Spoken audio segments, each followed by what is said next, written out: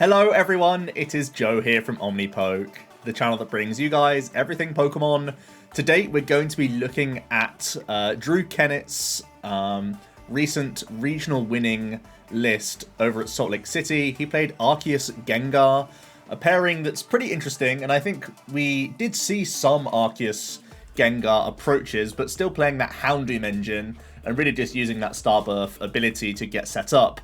This build actually takes it all the way to the double turbos and the basic darks, basically just not wanting to damage your Gengar, make sure that he's large and in charge, and making the most out of these powerful attacks that he has access to. Obviously good type coverage, and yeah, even without single strike energies, Swallow Up is still doing a huge amount of damage with the help of Choice Belt, and there's even Tool Scrapper in here as well to make sure that we reach on big charmed Pokemon as well. So yeah, really interesting take from Drew. He is a bit of a deck craftsman. He does love playing on the sort of rogue side of things. But here he sort of just married two concepts together, the power of Arceus and the consistency of Arceus, with the raw potential of Gengar and how well placed it is in the metagame. So it's actually a very intelligent way of building the deck, and one that not many people expected going ahead, especially with this Bibarel engine to make sure that we draw cards continuously throughout the game. So let's talk about the list, starting off with the Pokemon. And you can really see that Drew has gone as straightforward, as simplistic as possible here, with a 4-2 Arceus line, which looks kind of strange, but the reasoning being is that you maximize your copies of the V because you want it down turn 1 so you can hit it turn 2, and because if you are the player going second, Trinity Charge is no bad thing at all, as long as you find it alongside your double turbo energy to power up some Pokemon. So you definitely want to maximize the regular V. In multiple situations, you know, against aggressive decks, especially as you're going second, you may want double Arceus down turn 1. But really, you only need like one V-Star in the majority of games, because Trinity Nova can help start powering up Gengars in the background, and we have healing as well on our V-Star thanks to Hyper Potion. So realistically, you only really want to get that Starbirth going. Gives you access to any card in your deck, 2 of them actually, which is fantastic. So you play that second copy just for prizing, and there will be situations where an Arceus powers up another Arceus, of course. But yeah, you don't need to really focus on this card too much. You just want to milk the value of that Starbirth, get lots of energies into play via Trinity Nova, but you're pretty happy once that's happened. You've started to establish your board at that point. And you're constantly thinking about having dead cards in your hand and wanting as few of them in this deck as possible, because the draw engine is Bibarel. So that's why we're at a 4-2. Then we have the 3-2 of sort of like our secondary attacker. There will be instances where you try to attack with Arceus as few times as possible, mostly into the Mew matchup, where Gengar is simply just a huge beat stick here. The V can do some decent numbers. Pain Explosion with the 190, thanks to Choice Belt, can be doing a nice 2-for-2 trade, which is reasonable, and Dark Slumber can do some random sleep flip shenanigans if you're really in a pinch. But the VMAX is where you start to shine here. Fear and Panic, doing that 60 multiplier for the number of Vs your opponent has in play, which is just pretty crazy, honestly, especially into Mew. You only require 2 energy to score big up trades here, which is obviously very good for you. And like I said, with no Houndooms in this list, 320 hit points is a lot to get through for Mew, especially because we have Big Charm that can accompany it, and we also have Tool Scrapper, which can remove Choice Belts from Mews if they've come down early on. So you can do some interesting Starbirth shenanigans where you grab that Big Charm, make a 350 hit point wall that is munching through their prizes with this Fear and Panic attack. And then against non-Mew decks, the GMAX Swallow Up is also very, very strong here, 250. You can't attack during your next turn, which is a bit of a shame, but we have a lot of switch outs here. We have the 3 physical switches. The Choice Belt pushes us up to 280, which is knocking out opposing Arceus, which is pretty important. Obviously, it's another huge card in a lot of other people's decks. So yeah, Gengar can hit pretty well. Do be careful about this GMAX Swallow Up. It's not like the Houndoom build where you have lots of hiding darks to help you get out. So you will try and do some pivoting between these and dance between them here and there.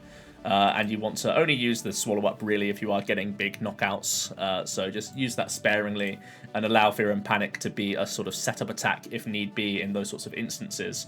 So yeah, pretty much all there is to be said about the Gengar, and the Bibarel engine has proved itself to be very powerful in a number of decks. Drew actually saying that he doesn't even care about Inteleon and just wants to have Bibarel on his side with the heavy ball search of Ultra and Quick. I love playing this higher ball search count in Arceus decks in general, because against decks like Mew, you really need to have good starts and get multiple single prize Pokemon down, but also multiple Arceus, multiple Gengar down. If you're going second, you really need to establish those, because you have to assume that Mew will have the boss and gust up your guy. So you want to have as much ball search as possible just to have access to these cards in the opening turns, but then through the mid-game, you're constantly thinning your hand to draw more with Bibarel, and with the 3-2 line, you can realistically try and get both of these up and get a couple dips with the Bibarel to help you dig through your deck, specifically to some like non-draw supporters, Raihan being an option to tutor for you out of the deck, and the Boss's Orders, of course, being a huge card for every archetype, really. So, yeah, very cool to see the Pokemon in action. The items kind of speak for themselves, like a very high ball search count, which I've just mentioned, I think is great. The Tool Scrapper makes perfect sense when you want to get rid of big charms on Arceus, opposing Arceus players. So that's obviously a big deal. The heavy switch count is mostly to reset the GMAX Swallow Up, but can also be used in the opening turns. Again, if you've gone first against a Mew, it would be great to get a Bidoof active rather than a 2-prize Pokemon. It'd be even better if you get double 1-prizer down. That's always something that I look for in the matchup. So the high switch count and the Air Balloon complement that quite nicely. The Hyper Potion is interesting. I've loved Hyper Potion in my Duraludon-based builds of Arceus. So the concept is really stolen from that and works well with a Gengar, realistically. You can just heal off a good amount here. It's multi-purpose. It can be done on the Gengar or the Arceus. Combines really nicely with the double turbo, so I don't see why it shouldn't do too well here. It makes good sense, and I know Drew throughout his stream games used this to good effect a number of times and punished people using Big Charm against you, which is really nice because that's the go-to tool for a lot of Arceus players right now. Definitely Arceus Inteleon look to play Big Charm much more often than the Choice Belt, and you can really punish that with the Hyper Potion. When you are Big Charming up your Gengar, you can stay out of range, which is really nice for you. Then you have Double Collapsed. Interesting to see no path whatsoever in the deck, but Double Collapse means we have answers to path, which is obviously reasonable, so that you can Starbirth, but also is just like that sort of minor disruption here and there. You can find some spots where you can tank a hit and collapse away a damage dude. It's just a versatile card overall, really. It can deny like Echoing Horn plays from Mew, whilst also stripping away certain cards from their bench. So yeah, really nice. And actually, with Suicune Ludicolo making finals, this was like an incredible card that I'm sure Drew was happy to have, that really limited the potential of Suicune Ludi, which is wanting to go wide itself, but also punishes the opponent for going wide. So Collapse is a really nice option there. But yeah, outside of that, the supporter line is kind of interesting. It's very low on like the draw side of things. Really does lean into that Bibarel as much as possible. But when you have Starbirth, you really don't need a super high count. So having a good element of disruption with the Marnies, just the one research was surprising, but also is like fairly reasonable overall. And I don't think there's necessarily easy spaces to find more supporter slots. So it just seems fine by me. And this really does respect Mew in a lot of ways. It doesn't feel like a low supporter count is respecting Mew, but committing so much ball search and committing like the extra space to the 4th Arceus, the 3rd Bidoof, the thick line of the Gengar, the 3-2, rather than seeing like 2-1 lines of VMAXs that some other builds were playing, some Arceus builds were playing. This is really just saying, I want to have a workable hand turn 1 going first, so I'm in every game as much as possible. So I really like that. So I know a lot of people would be playing like higher research counts and like less ultras and stuff like that in like other Arceus builds, or just going down to 2-2 or 3-2 lines of Arceus, but it really makes a ton of sense just to have a good turn 1 plays so you're in the game, which is really nice. So yeah, outside of that, healthy 4-8 amount of energy, giving you really good odds of just attaching turn 1, which is always nice. Seeing basic energies, even for Ultra Ball and Quick Ball fodder, can enable a Raihan as well later down the line, so yeah, good stuff all round there, to be honest. Let's jump into some games. I haven't even touched the deck. I did really enjoy the interview of Someone's PC, a channel that I've followed for many years. So if you want to see his reasoning and his tournament report on there, I will link it in the description below. But before we get into our first game, don't forget to check out the Potown store for all your PTCGO code needs. You can use code Omnipoke for 5% off for Brilliant Stars stuff and all sorts of other bundles and whatnot going on there to help prepare for live or just for PTCGO as it is today. As we are getting into our first game, our opponent is choosing the coin flip. As an Arceus deck, you will always choose to go first, but the opponent is doing so in this instance. And we actually start with a very bad hand. This one a regional, by the way. But yeah, this is pretty unfortunate. So let's see how our top deck treats us. Seeing a Sobble means we're probably not going to be under like a huge amount of pressure turn 2 unless they get down Arceus energy themselves here. We may be okay. So we'll see how things go. Looks like they're playing the Suicune Ludi, so it could be a bit of a repeat of the finals that we saw in Salt Lake City. This is certainly an awkward hand. Made much better by an Arceus straight away. That improves our top deck substantially for next turn. So I think we're just attaching to the Arc and passing. Yep, seems good. The boss's orders is actually pretty good here. It denies a retreat for Melanie, so I think we should be playing this boss as well. It gives him extra like draws, but denying that Melanie could be super annoying for him. So let's just hold this and see what happens.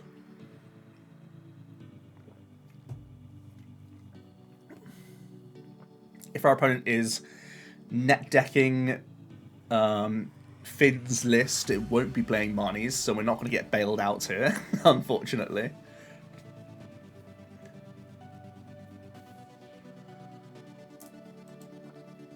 They do get Candy Big Deal, so they're going to have a decent turn here. This could be getting them back into the Melanie swing of things. Yeah, they're going to grab Quick Ball Melanie. This means they can discard another water that's in their hand and get those additional cards. They're going to proactively level ball, which is kind of interesting. Normally, there's nothing you like more than drawing into more basics. But maybe they're risking the Melanie to hit another energy for them. We'll see. Here comes the 3 cards. They also have the Fleet-Footed, of course.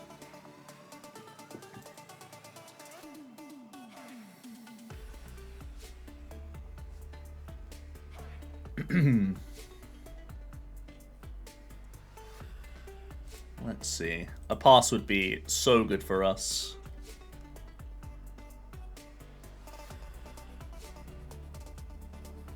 Yeah, okay. They were risking it all. Alright, well, it's not a great card for us to draw. It's a card that I kind of don't even want to go into the active position either, so we'll just pass. Submitting an early Gengar KO isn't going to feel great, but our opening's just not strong here, unfortunately.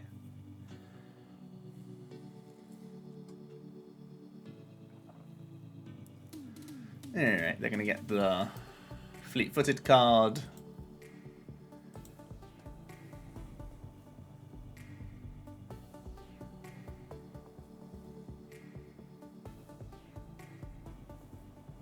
Let's see if they can piece together some dance combos. They hit a capture, which is really nice for them. Yeah, we're going to see at least one deal here. There's going to be some candy shenanigans.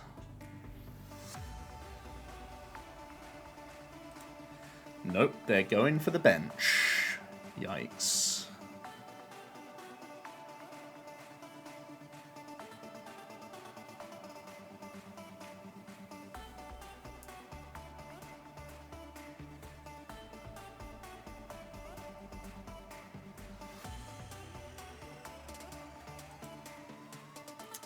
I see the net. This allows them to Melanie again this turn. But No, just the Rondo.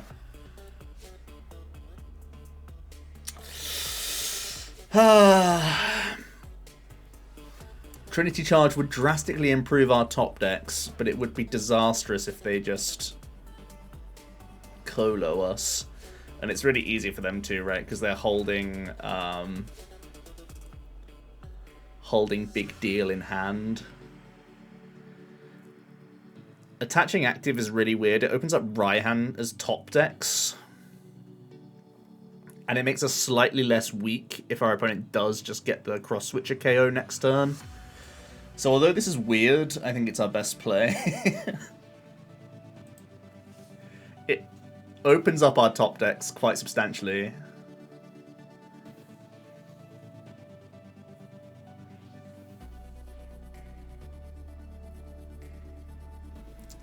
Anyway, I imagine they're going to go dealing for the other cross switcher now. And try and combine it with a dance from Ludicolo. Have to assume that's probably their prerogative to get rid of this Arceus.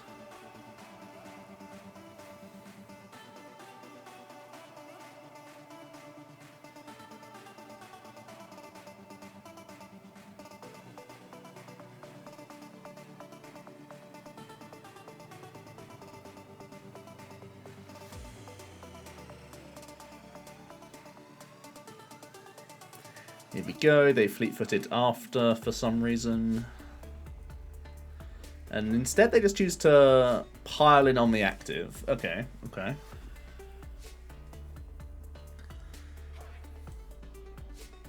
Well, more top decks to save us. Well, we did this Raihan play for this exact reason. I would have loved to have Marnied them, but okay.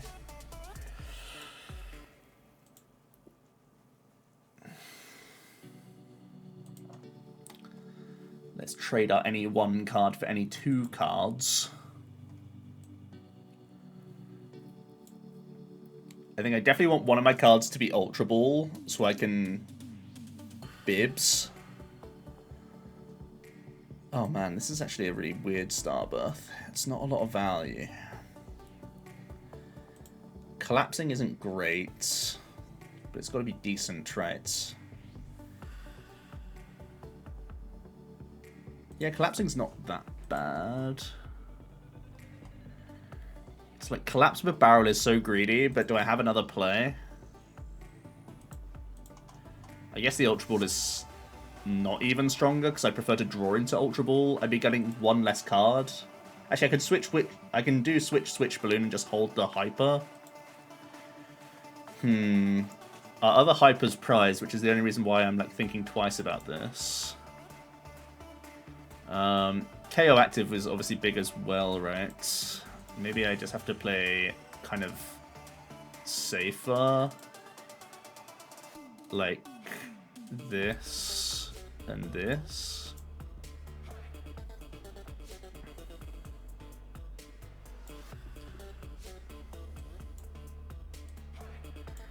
This still isn't super safe, but I need more cards than just like the guaranteed KO.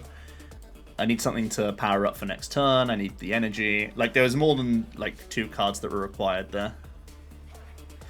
Missing energy is definitely game. Okay. That's a bad start. It can only go up from here. Yeah, I mean, sometimes it bricks, right? Could have happened to any deck. We don't play Luminion, we don't play Crobat, so in that instance, we are slightly more vulnerable than other decks. But that was a pretty gross opener.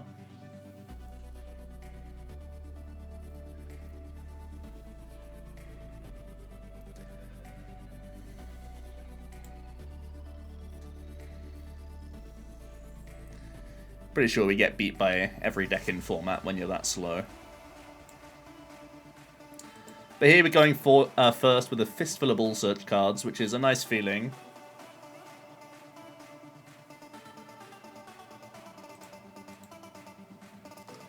Even more quick balls, wow. So much discard in this hand. I think I start by getting rid of Choice Belt. Purloin means it's probably a Turner.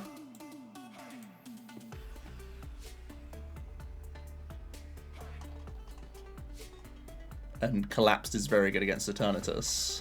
And so is Fear and Panic. So seems good. I think I only won Gengar this game. Is that going to be right? If they start zig pinging one of my Gengars, I'm pretty upset. Maybe I just quick ball away quick ball here and make a Bidoof and call it a turn. Knowing that I can Ultra for V-Star with the top deck. So no attachments, the only shame here, right? We play the healthy 12, but still don't get there.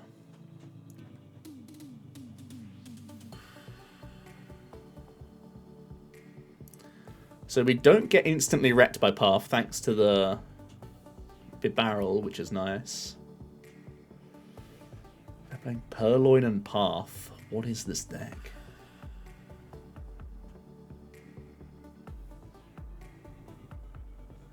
They're playing Path and Weezing. Okay, the Marnie's not that bad.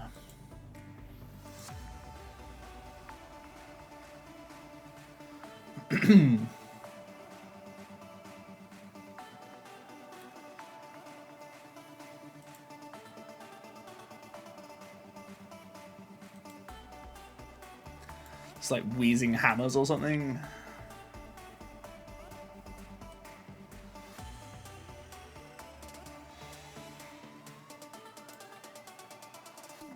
I think I want to maximize my odds of hitting double turbo here without V-starring, because I want a Trinity Charge, right?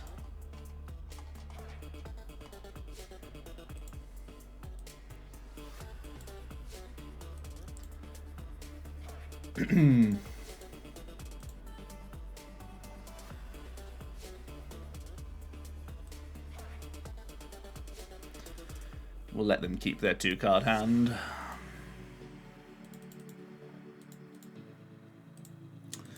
We'll get Gengar on the go.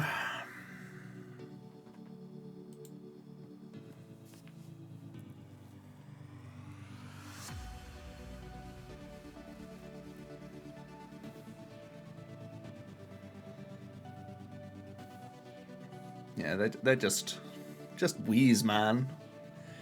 Just wheeze. Sometimes you just wheeze. Big Clara coming in. Here comes the gas. Foot on the gas.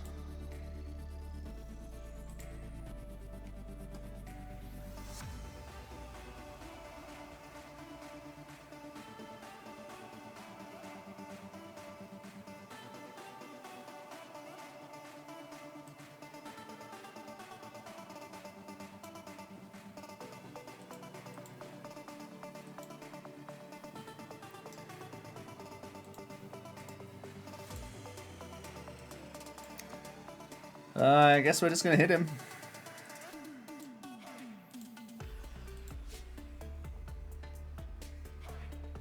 We'll keep these energies for another chap.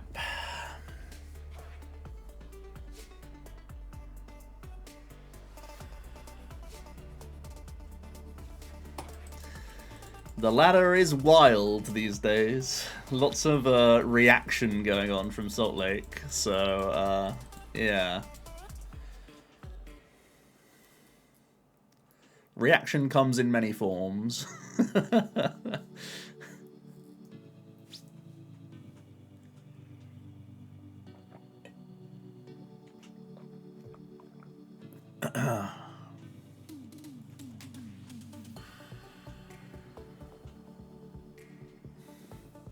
Let's try and get a lengthier game in.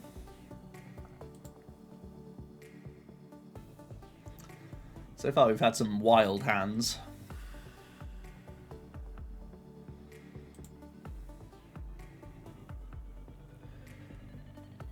one would have been wild as well. Okay. It's workable. I like it. I can deal with workable. Oh dear.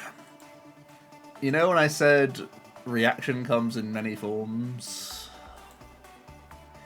We will be losing this game. Fighting dudes really are a problem. Spreading dudes really are a problem for this deck. So our opponents found the auto win, I guess. Good for them.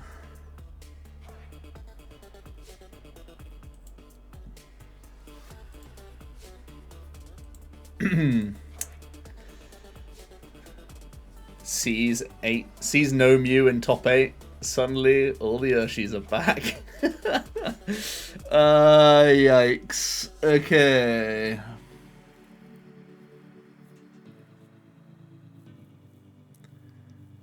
Well, it looks like these belts aren't going to be helpful, because this is 220 hit points anyway.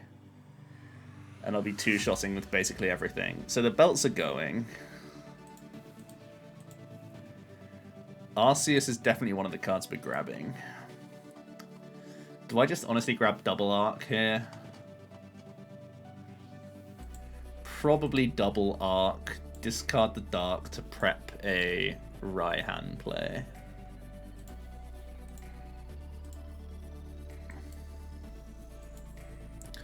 We'll throw the Marnie down.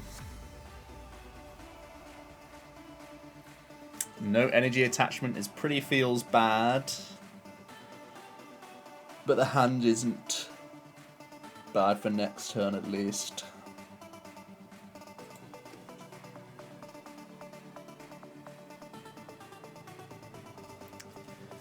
Yeah, this is gonna be a bad one.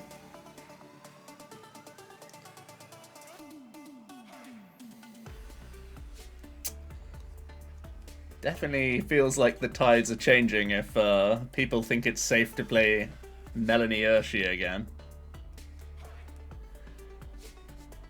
We've caught the ladder on the wrong day to be playing Drew's deck.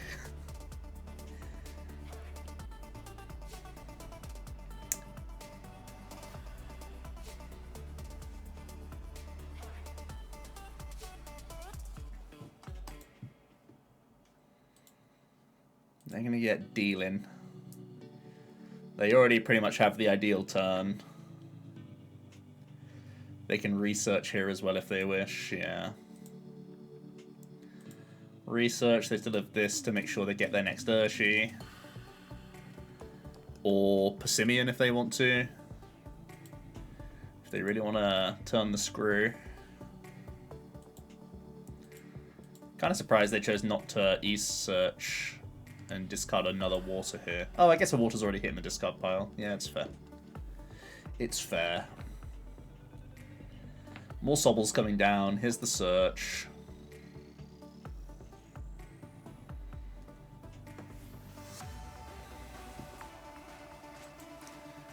Yeah. This one Urshi will carry them through the game.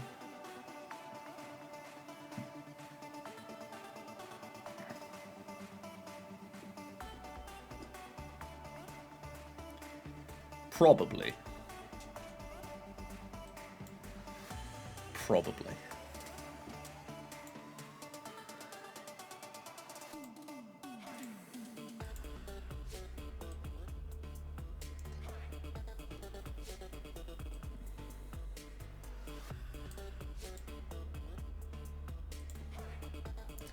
Alright, let's grab our Raihan, double turbo.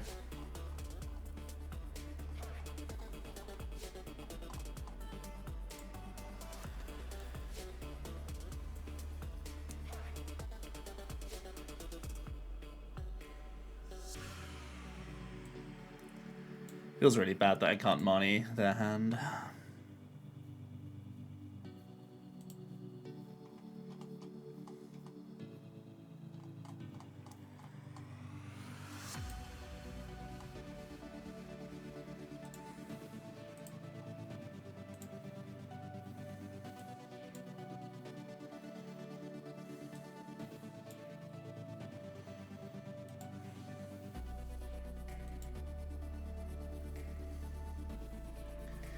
This is a hopeful play. It's pressure, right? You kind of shrug and just go, well, it's pressure.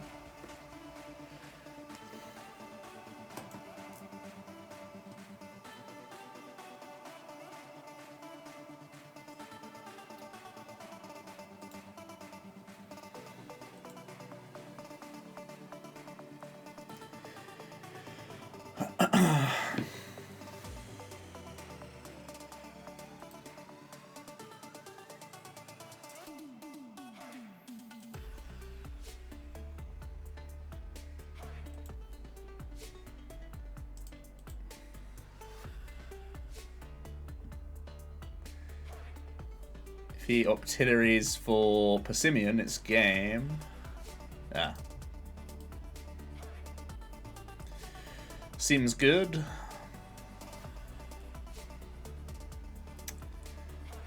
Well, you know, you just hope that in the early rounds of a tournament, that guy faces a Mew.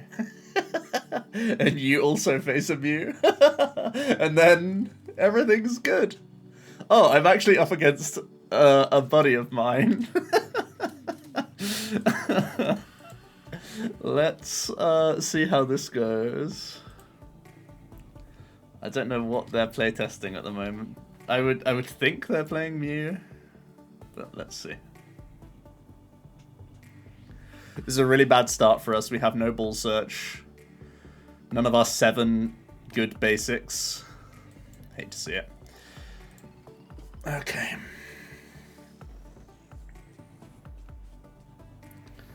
We've definitely had the lower side of variance.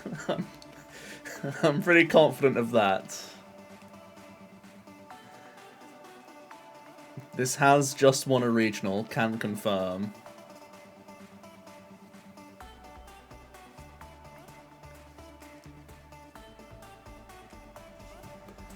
He's able to take a KO with Mew this turn, I guess, still, but...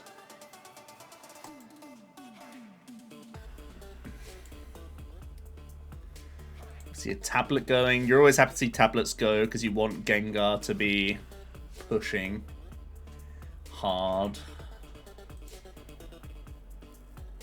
Okay, no pressure turn 1 from Mew. That is great. We needed a break like that, honestly. Let's scout the deck. Okay, we have our other 2 guys, which is great news. Let's make some Bibarels. We're going to have to try and get this done with 1 VMAX. But it's possible, it's possible.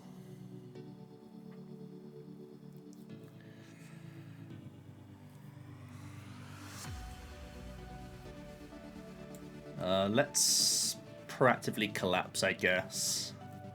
And Big Charm a Gengar? Question mark. I think Gengar's the first chap we're making. We have a lot of draw here.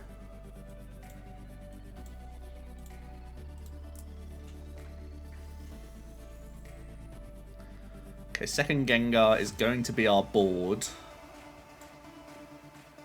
And we'll just draw the additional 1 for now. And then we'll get out of here.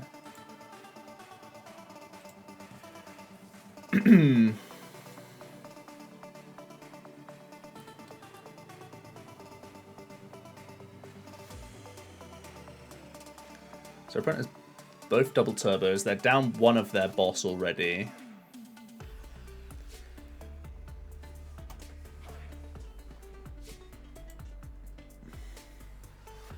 This will fill their board under collapsed. Here's a coin flip as well. Do they go boss straight away here? Or do they just hit VMAX and put it into play? Okay, they're going tower for as much draw as possible. Understandable. Or Choreo, not going to be that helpful in their quest. Now they are going to boss, and they do go for the Big Charm, guys, so they're really trying to have a big turn here. Right now, They would still need a modifier and VMAX.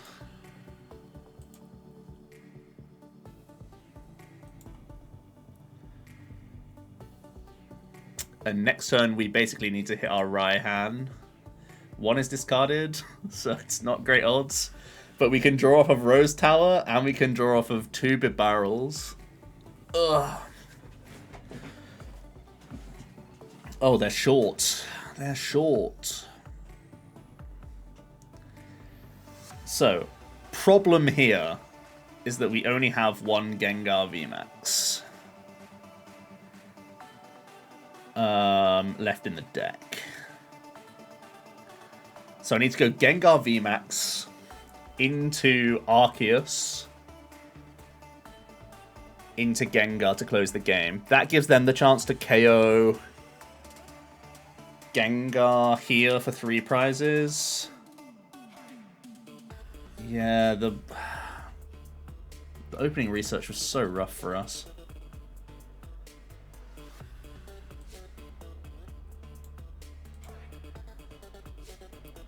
Are we hedging with a Dark Slumber here? It feels so bad.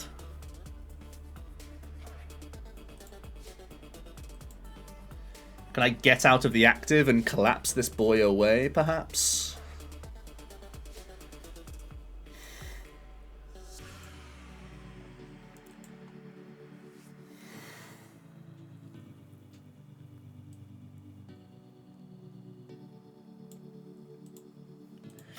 Let's incisors.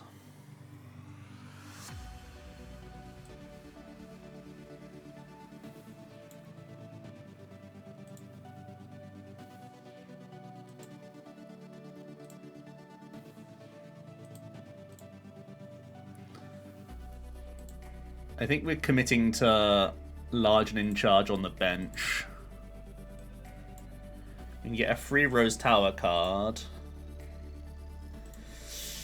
Switch out would be big here. No switch outs. Okay, so pretty grim. 2 boss down though, so maybe it's going to work out. We'll see.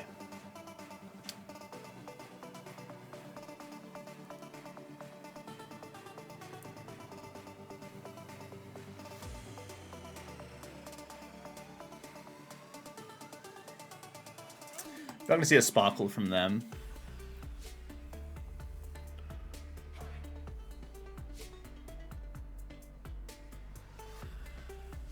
Okay.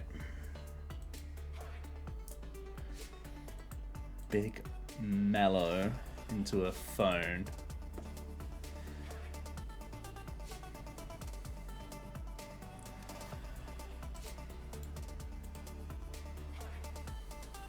Cram tails. A few more draws for him. We're going to see Ultra. Doesn't want to give us the 2, you know, the 2 VMAXs for the 2 attack win con, of course.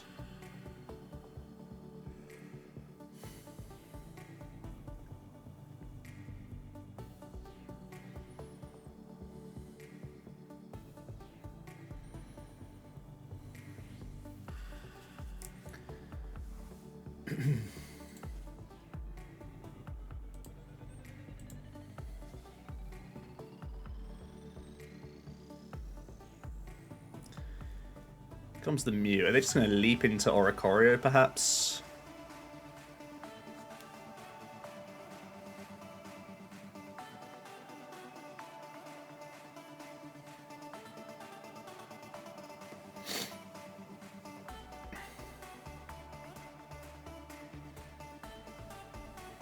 They go into Genesect. Okay.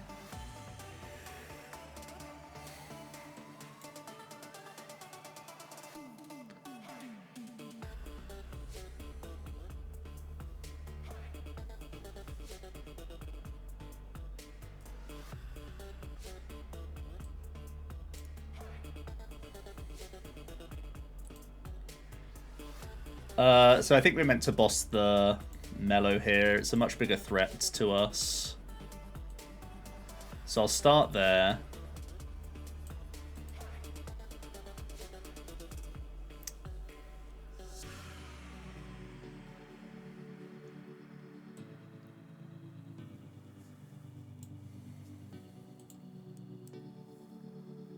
draw a couple cards.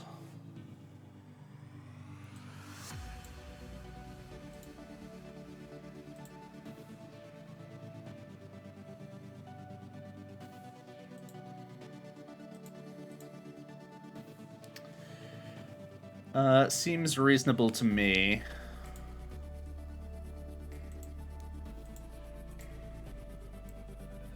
Let's just take the knock. I don't think it's right to collapse here. I want to try and like catch something so that he's like light on Genesect later.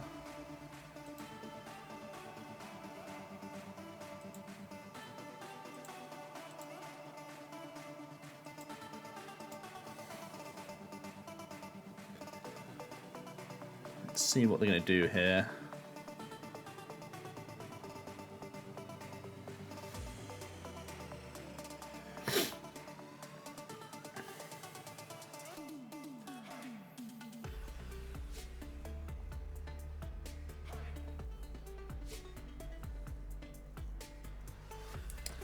They're going to grab the next Mew.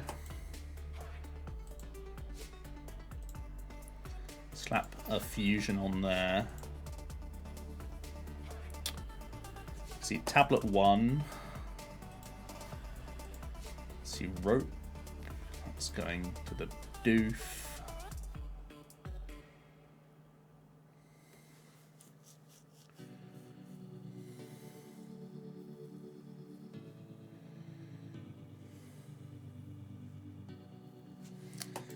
Okay.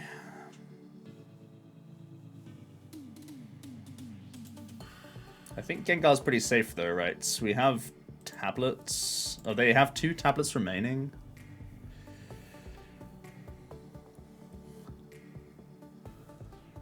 So I think we're actually fairly safe here.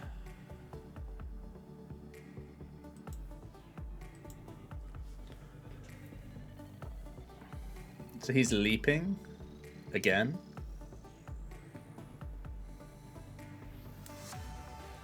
No, just taking prizes. Okay.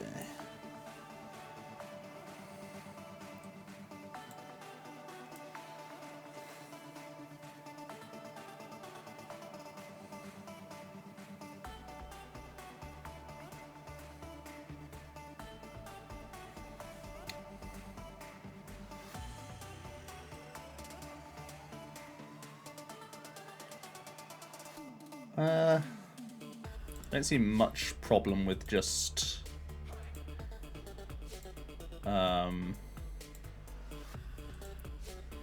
attacking active here.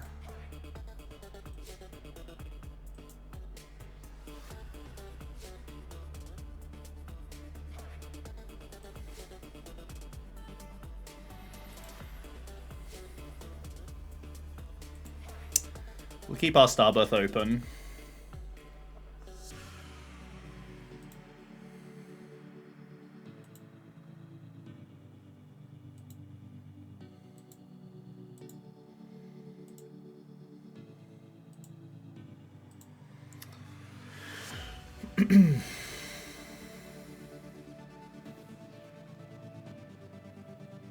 We should actually be pretty safe here. They've not been able to, like, use the tablets all in tandem with one another. It's a bit of a strange game, actually, but...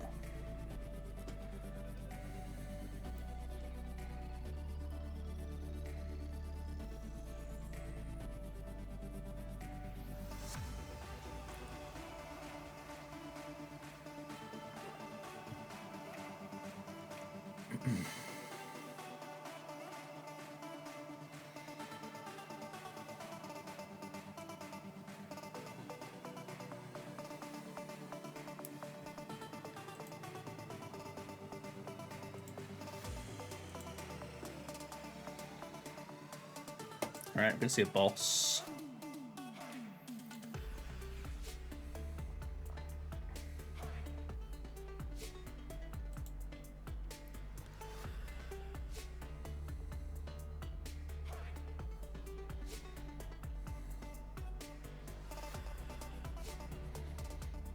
Now, right at the bottom of their deck,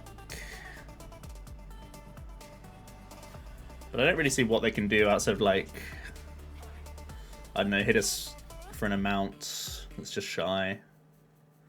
Yeah, I don't think they're winning from this spot. Like, are they trying to leap and give me Oricorio here? If they're doing that, they wouldn't have attached to the Genesects, right? Yeah, just dead, I guess.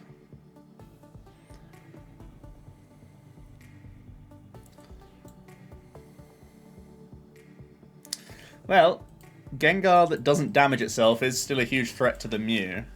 And that was definitely a weird back and forth, but you could see how we slowly got like back into position there. They didn't have the best of starts, obviously. They didn't take the early knockout, which is kind of rare. And we had that early research, which was ugly, because we do rely on Raihan quite a lot. You know, just the 2 energy for the Gengar. We didn't even V-Star power that game. We were just holding it in case of, you know, our opponent trying to get us again into a weird position. But yeah, that's the deck. We had some pretty weird hands today, so I implore you to test out yourself. Super interesting deck. Drew himself admits that it was very good for Salt Lake, but the format can adapt to this archetype, so there may require some changes. I haven't really tested the deck enough to really comment just yet, but super interesting. I do like this combination of cards here, and then this VMAX is like insert whatever VMAX here, which I think is, again, super interesting as we go into this format, because I really think you could see all sorts of Arceus decks, which is great for creativity and great for content. So I'll see you in another video, guys, tomorrow. Cheers.